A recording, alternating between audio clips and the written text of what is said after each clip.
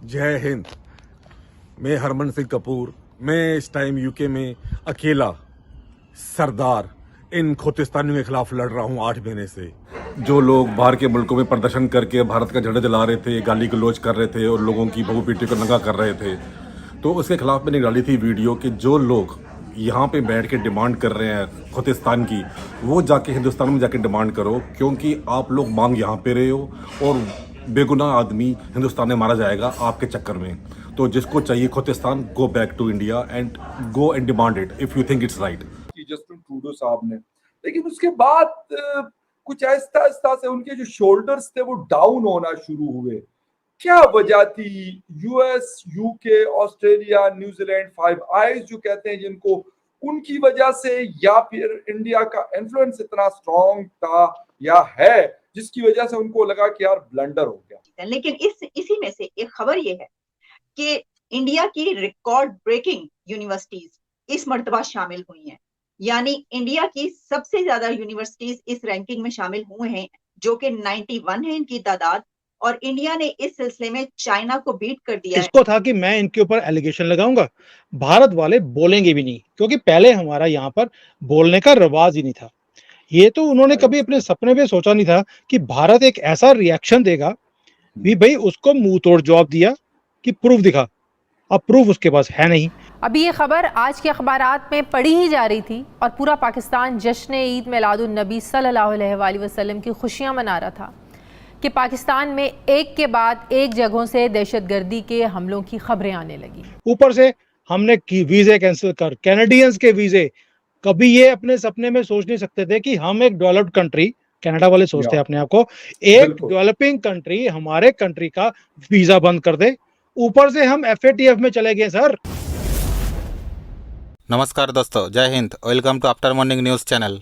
Canada और भारत में जारी तनाव के बीच कई देशों में अब खालिस्तानी समर्थक भारतीय पर अब हमला कर रहे हैं। हाल ही में स्कॉटलैंड में इंडिया हाई कमिश्नर के साथ बदसलूकी की गई। इसके अलावा खालिस्तान का विरोध करने पर सिख परिवारों को धमकियां मिल रही है। कनाडाई प्रधानमंत्री जस्टिन ट्रूडो के बयान के बाद दोनों देशों के रिश्तों में खटास देखी गई। उनके बयान के बाद भारत ने भी कड़ा रुख अख्तियार कर लिया। दरअसल जब कनाडा के प्रधानमंत्री जस्टिन ट्रूडो संसद पहुंचे तो उन्होंने भारत को लेकर कुछ ऐसा कहा जिसे दोनों देशों के बीच तल्खी चरम पर पहुंच गई। ट्रूडो ने कनाडाई संसद में भारत पर जमकर निशाना साधा। उन्होंने खालिस्तानी आतंकी हरदीप सिंह निज्जर की हत्या में भारत के शामिल होने का आरोप लगाया। ये पहला एलिगेशन है जब किसी देश ने भारत पर इस तरह के संगीन आरोप लगाया है। आरोप भी कोई छोटा मोटा नहीं बल्कि हत्या में शामिल होने का। इसके थोड़ी देर बाद ही भारत ने भी कनाडा के एक सीनियर डिप्लोमेट को निष्कासित कर दिया था और 5 दिन के भीतर भारत छोड़ने के लिए कहा था। आज की जो खबर है कि कैनेडियन स्पीकर साहब जिनका नाम एंथनी रोका है, उन्होंने रिजाइन कर दिया अब से 2 घंटे पहले। ठीक है। उसकी वजह जो एक वजह बनी है, उन्होंने एक 98 साला यारोस्लोवो होंगोस्लाविया से वार हीरो करके उन्होंने उनको बुलाया और उनको स्टैंडिंग उनको लिए बड़ी तालियां बजाई गई, बड़ा इस्तकबाल किया गया। और बाद में पता चला है कि वो नाजी थे और उनको पहले उन्होंने माफी मांगी और आज स्पीकर साहब एंथनी रोका ने रिजाइन किया है। अब जब ये रिजाइन हुआ है तो इससे भारत का केस मजीद मजबूत हो गया है कि कैनेडियन मुसलसल अपने पार्लियामेंट के अंदर खड़े होकर बगैर किसी रिसर्च के इल्जाम लगाते हैं या वो इतना इन मामलात को सीरियस नहीं लेते। तो एक तो ये वजह मैं बताना चाहता हूं, ये रीसेंट डेवलपमेंट हुई है अब से 2-3 घंटे पहले। अब मैं वो जो श्रीलंका है के जो स्टेटमेंट आई है, उस स्टेटमेंट के पीछे वजह यह है कि आज से पहले यह तामिल जो सेपरेटिस्ट एक मूवमेंट थी, कनाडा उन लोगों को भी यहां अकोमोडेट करता रहा है कनाडा के अंदर। तो कनाडा, और ये एक जनरल कंसेप्शन ये है कि कनाडा जो है वो पॉलिटिकल असाइलम की नजर में कि उसकी आड़ में मुफ्त ज्यादा रिसर्च नहीं करता। मैं जब देख रहा था बातें तो इन्होंने देखें, अब जब बगैर रिसर्च किए किसी को बुला के अपनी कैबिनेट में उसको हाईएस्ट अवार्ड देना, फिर उसके बाद मैं जब वो निजर के मर्डर की बात है, वो उनके बारे में भारत के अंदर उनके खिलाफ कई केसेस मौजूद थे, बजाय रिसर्च करके उनको सिटीजनशिप दी जाती या उनको यहां रखा जाता। और जब एक्स्ट्राडिशन का भारत का मुतालबा था तो उस चीज को भी अकोमोडेट नहीं किया गया। तो नजर ये आता है कि कनाडा जो है they have to amend their laws और प्रोसीजर्स। उनको देखना होगा कि फ्यूचर के अंदर जिन लोगों को यहां पे रखते हैं, अकोमोडेट करते हैं, उनके बारे में रिसर्च करना जरूरी है। वरना श्रीलंका की जो बात है, जो उन्होंने फॉरेन मिनिस्टर ने की है, वो फिलहाल ठीक लगती है। 26 एक्स्ट्राडिशन के केसेस थे जो भारत ने कनाडा से कहा था कि इन लोगों को हमारे हवाले किया जाए, और एक भी एप्लीकेशन जो है, एक भी रिक्वेस्ट अकोमोडेट नहीं की गई। लेकिन इससे मैंने पहले आपको अर्ज किया था कि जस्टिन ट्रूडो सियासी कश्मकश में घिरे जा चुके हैं। अपना सियासी जो उनकी इक्विटी थी, वोट बैंक, वो लूज कर, और कई पोल आ चुके हैं कि आज अगर इलेक्शन कराया जाए तो वो इलेक्शन लूज कर जाएंगे।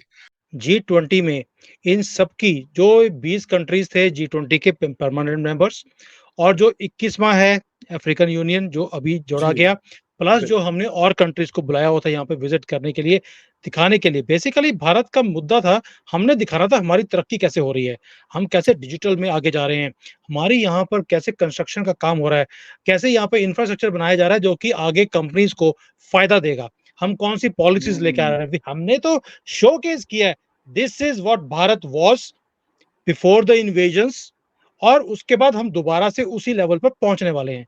ये टिड्डी मल तो पागल हो गया, और इसने जाते ही वहां पर जाकर इसने बोल दिया, देखिए इन्होंने एक खालिस्तानी टेररिस्ट को मार दिया।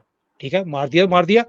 लेकिन देखिए चक्कर क्या होता है, इसको था कि मैं इनके ऊपर एलिगेशन लगाऊंगा, भारत वाले बोलेंगे भी नहीं, क्योंकि पहले हमारा यहाँ पर बोलने का रिवाज ही नहीं था।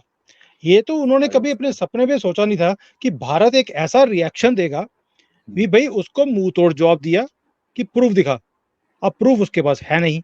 ऊपर से हमने वीजे कैंसिल कर, कैनेडियंस के वीजे, कभी ये अपने सपने में सोच नहीं सकते थे कि हम एक डेवलप्ड कंट्री, कनाडा वाले सोचते हैं अपने आप को एक डेवलपिंग कंट्री, हमारे कंट्री का वीजा बंद कर दे। ऊपर से हम FATF में चले गए सर। हमने वहां पे कंप्लेंट डाल दी है अमेरिका, यूके, कनाडा और ऑस्ट्रेलिया के अगेंस्ट कि ये जैसे पाकिस्तान टेररिस्ट को पनाह देता है, वैसे ये कंट्रीज देते हैं, इनके ऊपर इनको ब्लैक लिस्ट में डाला जाए। तो ये तो कभी कनाडा वाले सोच नहीं सकते थे अपने सपने में भी कि मोदी सरकार ऐसा कोई स्टेप ले भी सकती है। अब जब उन्होंने देख लिया कि ये तो रोज बढ़ते जा रहे हैं, ऊपर से यूनाइटेड नेशंस में जाकर जो स्पीच दी है जयशंकर जी ने, उसके बाद तो कोई चारा रहा ही नहीं उनके पास। They have to come at the back foot. आप भी क्रिकेट के बहुत शौकीन आदमी हैं और आप कवरेज भी करते रहे हैं, तो मैं आपकी लैंग्वेज में बोलता हूँ कि ट्रूडो मल ये सोच रहा था कि मैं फ्रंट फुट पे खेलूंगा। उसने बॉलिंग कराई, पहले बॉलिंग कराने का टाइम था इसका, इसने बॉलिंग कराई। मोदी जी ने फ्रंट फुट के नहीं, बढ़ के आगे फास्ट बॉलर को स्टेडियम से बाहर बॉल को फेंक दिया।